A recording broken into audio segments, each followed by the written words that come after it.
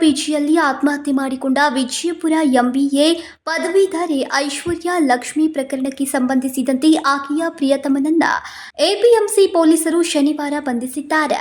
ಕೊನೆಯದಾಗಿ ಐಶ್ವರ್ಯ ಲಕ್ಷ್ಮಿ ಪ್ರಿಯತಮನಿಗೆ ಮೆಸೇಜ್ ಮಾಡಿದ್ಲು. ಅಲ್ಲದೆ ಆರೋಪಿ ಪಿಜಿಗೆ ಬಂದು ಹೋಗಿದ್ದು ಸಿಸಿ ಕ್ಯಾಮೆರಾದಲ್ಲಿ ಸೆರೆಯಾಗಿತ್ತು. ಕೊಲ್ಲಾಪುರಕ್ಕೆ ಪರಾರಿಯಾಗಿದ್ದ ಆರೋಪಿಯನ್ನ ಬಂಧಿಸಿ ಜಿಲ್ಲಾಸ್ಪತ್ರೆಗೆ ಆರೋಗ್ಯ ತಪಾಸಣೆಗೆ ಕರೆ ತಂದಿದ್ರು.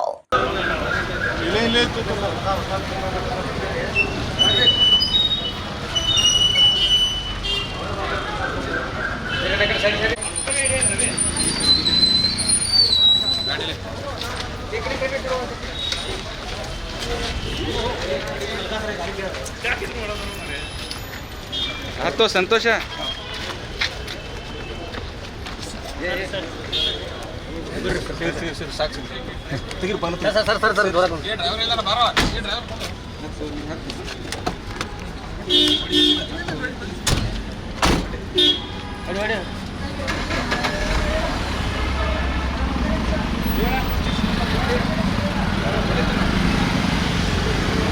Vinod Kolkar, KMM Kannada news, Belagavi.